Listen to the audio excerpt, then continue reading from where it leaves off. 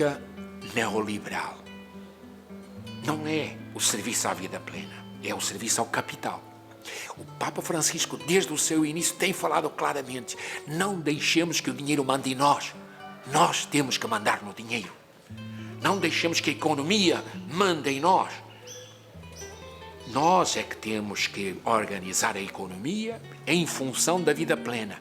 Vida plena. E aí nós vemos como o capitalismo está interessado em cada um que se vire. Tu tens capacidade como eu, dá os teus pulos que eu também dei. Só que você tem estudo, você já é filho de juiz, por isso você se tornou juiz. E o rapaz que é varredor de rua, o filho dele, como é que vai poder chegar a juiz? Não vai nunca. Mas também não é essa a missão do filho do varredor da rua.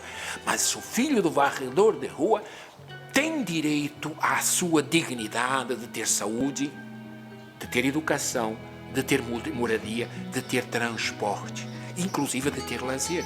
São direitos básicos de qualquer cidadão. O pilar da caridade reivindica que as políticas sejam de inclusão social. Por isso é que nós temos uma política socialista, que agora falam que é tudo comunismo, cuidado, quem não é Bolsonaro é comunista, e a política neoliberal, que é a que está aí, que exclui, que mata, que faz com que poucos tenham o que é necessário para a grande maioria do povo. É bom que nós entendamos, há partidos políticos que em si já são a favor de privilégios, a favor da exclusão social. E há partidos políticos que são a favor da distribuição da riqueza. Um exemplo claro: no mundo, com praticamente 200 países, só tem 3 que não põem uma taxa em cima das fortunas. Ora, o Brasil, cheio de fortunas, mas não coloca imposto em cima das fortunas dos poderosos. Mas você e eu, que compramos 1 quilo de arroz, nós pagamos imposto em cima do arroz que se compra em todo. O famoso ICMS, que aqui no Pará já chegou a 33%, por exemplo, a energia, agora já é só 25%, mas é 25% da conta de energia elétrica, só de ICMS, para não falar da iluminação pública. Então nós pagamos impostos, as fortunas daqueles que têm bilhões, não é só milhões, agora já bilhões, não são tocadas. Só há 3 países no mundo, um deles é o Brasil. Ora, aqui está um exemplo claro de como não há uma política de bem comum, de serviço à vida plena. E há política de privilegiar os que já são muito ricos. É a política neoliberal. O mercado controla tudo. Não te metas, governo. Nós conseguimos, os empresários conseguem fazer. É a política do Paulo Guedes, do governo atual. Lamentavelmente, muitos católicos votam em partidos que querem a exclusão como programática. Quais são os partidos neste país? Isto é um exemplo. Quais são os partidos neste país que têm no seu programa como obrigação a função social da terra? Ah, comunista! Pois é, mas a doutrina social da Igreja está dizendo isso. Então, a doutrina da Igreja, nós somos todo um bando de comunistas. Mas olha, no Brasil temos poucos. De 37 partidos que existem no país, talvez só 7 é que tenham no seu programa a função social da terra. Por aí você já vê em quem você vota. Ah, mas eu não voto em partido, eu voto em pessoa. Mas essa pessoa defende um partido que tem estas linhas de programa. Tudo isso, gente, está aqui assim no pilar da caridade. Vamos ao último pilar, que é o pilar da ação missionária, o estado permanente da missão. Já está muito cumprida a nossa... Até a chuva já foi embora, né? Então, o último pilar desta construção, que é a casa, que representa a comunidade eclesial missionária, é o pilar, então, da ação missionária. O estado permanente de missão. A Igreja Católica está perdendo número significativo de fiéis ao longo das décadas. A razão não é que agora o mundo está ficando todo pagão, não. As denominações religiosas pentecostais atraem, porque é um país muito rico que favorece a ideia do consumismo, né? O celular J7, se você não tem de J7 para a frente, você é muito devagar. Então, o consumismo, materialismo, ele suscita desejos que muitas vezes nós não temos condições de conseguir. E então, essa busca nos faz ficar demasiado agarrados a coisas materiais, esquecendo a dimensão religiosa da tua existência. E então o que mora a teu lado não é teu irmão, mas é teu adversário. Então tu estás competindo direto com ele, mesmo a partir da escola primária, você tenta ser melhor que os outros.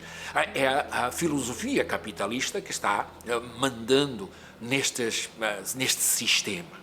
Ora, a Igreja está nos dizendo: precisamos de fazer uma nova evangelização.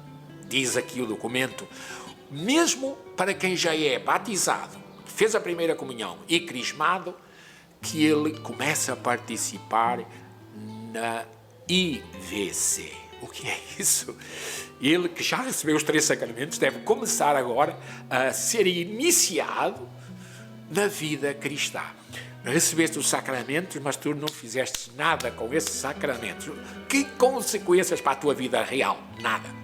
Porque são momentos de ocasiões sociais, não são momentos de compromisso religioso. Então, a ação, um estado permanente de missão, é ir ao encontro dos católicos que foram batizados, mas não praticam a fé. Ir ao encontro da juventude, que está aí assim, meio perdida, porque vem este negócio de êxito, usufruir, prazer. E é claro que sem Deus nós vamos ter sempre sede de mais e nunca vamos conseguir. Então, a evangelização da juventude, importante dimensão. A Igreja desde Puebla já teve a opção pela juventude, pelos pobres e pela juventude, já bem de 1979. Então, os jovens, como eles se afastam, agora com a crise da PJ. A PJ o que é? A PJ era comunismo, então temos que tirar. Pois é, há um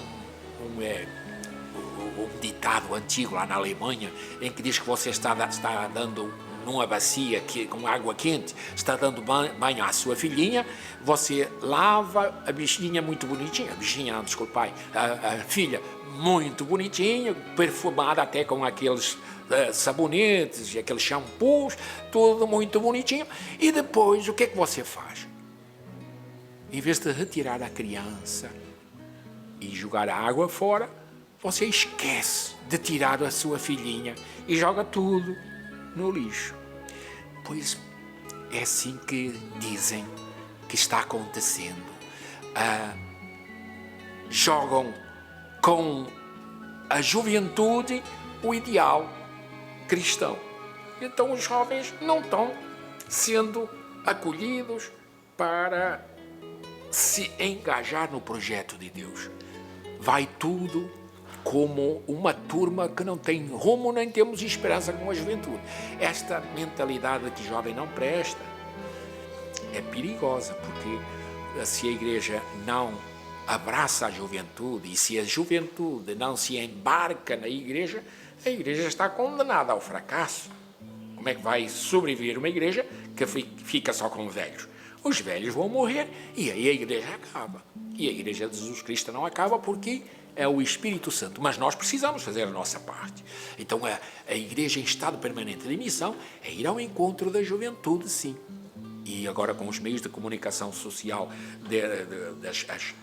redes sociais, aí temos um espaço tremendo, porque o jovem está muito enfarinhado nesse tema e suscetível. Só que aí nós temos um bocado de piadas que não prestam, fake news, bobagens que são apresentadas, discussões histéricas entre A, B e C, competições, comparações, que em vez de ajudar, complicam o relacionamento. Ora, engajar a juventude em ideais nobres, porque quem trabalha pelo reino de Deus está lutando por um ideal nobre. Isso dá um gosto pela vida. Numa sociedade onde muitas vezes a questão do suicídio é colocada porque não tem rumo, não tem ideal, até perdeu um namorado e já é a razão para morrer ou para se matar, nós temos Cristo que nos dá sentido à vida de tal maneira que muitas pessoas se sacrificam para o projeto de Deus triunfar. Ainda hoje no café o Padre Pio nos dizia que os voluntários do barco Papa Francisco são tantos que este ano já está tudo lotado e já tem para o próximo ano umas 150 pessoas que querem trabalhar no barco motor Papa Francisco. Ora, por que será? É que quem trabalha por um valor nobre fica empolgado, sim, recebe assim um fôlego, um gosto em trabalhar pelo bem do próximo. Evangelizar a juventude é uma das metas do Estado Permanente de Missão. É claro que também temos a dimensão missionária dos meios de comunicação social e nós agora, com a pandemia, nós aprimoramos este meio de comunicação que é um meio de evangelização. Aqui o documento já estava apresentando isso antes da pandemia. O documento vem antes, é de abril de 2019.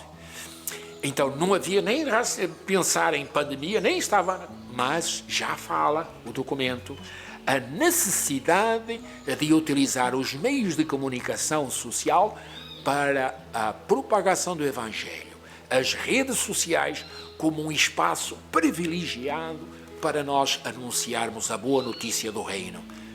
Este documento já apresenta nesta igreja em estado permanente de missão, ir ao encontro. E depois, o último campo deste sair em missão, que é o quarto pilar, vai nos apresentar a realidade urbana, as periferias, com toda a problemática das periferias urbanas. Vamos ver a nossa periferia aqui. Primeiro, as ruas miseráveis. Algumas pessoas têm que colocar tábuas para fazer pontes da rua para a casa deles. Ruas miseráveis. Segundo, não há saneamento básico, porque o dinheiro não é utilizado para o bem público, mas para os interesses partidários, políticos. Aliás, o Dom Bernardo mandou para nós uma análise de conjuntura sobre a realidade atual. E nessa análise está falando exatamente isso. É exatamente aquilo que já estava falando aqui, as notícias recentes, o marco regulador do saneamento básico até 2033, foi agora. E sabem por que é que não há saneamento básico? Porque os políticos brasileiros, desculpa, eu sou português, mas eu amo este país. Há 30 e tantos anos que estou aqui. Mas os políticos brasileiros não cuidam do saneamento básico porque não dá visibilidade. Fazer saneamento básico é fazer tubos debaixo do chão. E tubos debaixo do chão não dão popularidade, ninguém os vê. Não se gasta dinheiro em saneamento básico. Gasta-se dinheiro em obras faraónicas, como os nossos ginásios aí, que só têm uns postes levantados em diversos locais. Isso mostra, mas até mostra mal, porque não terminam a obra. Agora, saneamento básico não existe. 10% do povo que mora na Amazônia, só 10% é que tem saneamento básico. Para não falar dos milhões que bebem água do Amazonas, porque não tem água potável, não há sistema. porque os políticos não têm interesse nisso. Então, olhar as periferias, a periferia aqui de Alenquer, mas não deixa que não é só a periferia, olhar o mundo urbano. Nós temos aqui no centro, estamos aqui no centro de Alenquer, bem ao lado da igreja de Santo Antônio, e só tem dia sim, dia não, tem água encanada.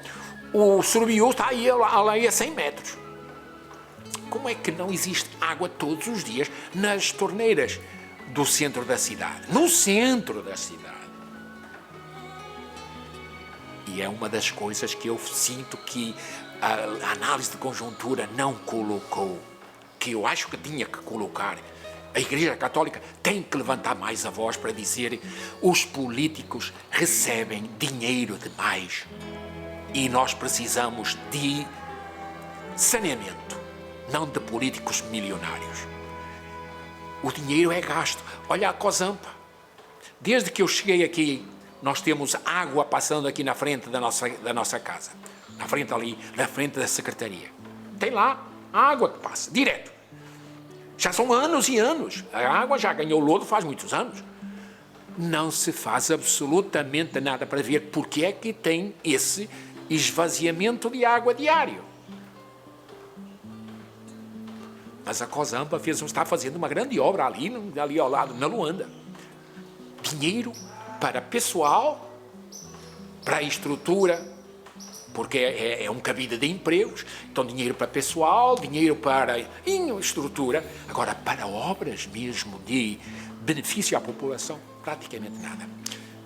Estamos falando, é o grande desafio da periferia, a educação na periferia, a falta de emprego na periferia, o consumo das drogas na periferia.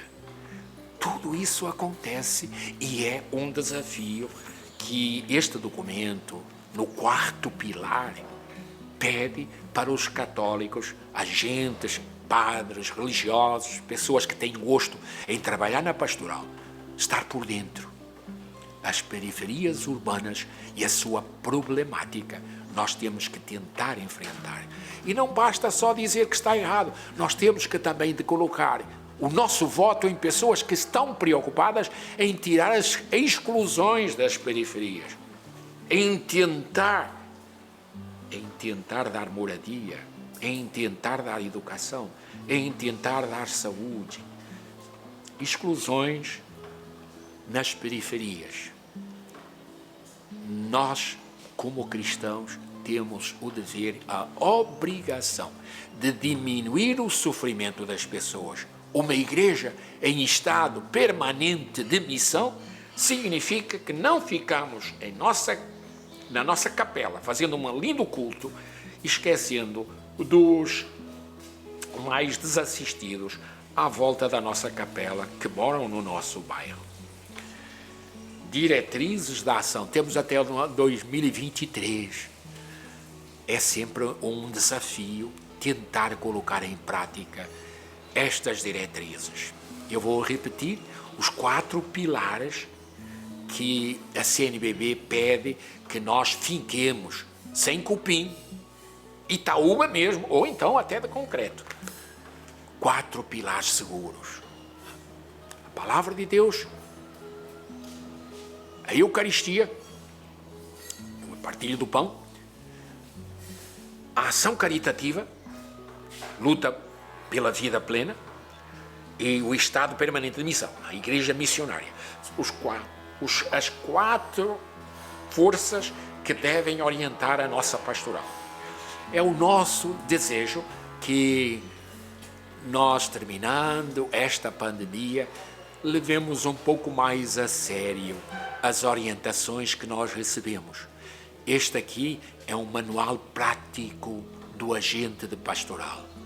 Se você é agente de pastoral, adquira ou procure num meio da internet um resumo. Eu, na minha maneira de entender, estou fazendo exatamente isso. Os 4 pilares para distribuir para todas as lideranças que tenham. E depois as consequências práticas de que cada pilar vai pedindo. Então é o nosso desejo que CNBB, este objetivo geral da CNBB, se torne uma preocupação de todos os agentes de pastoral. E uma última palavra: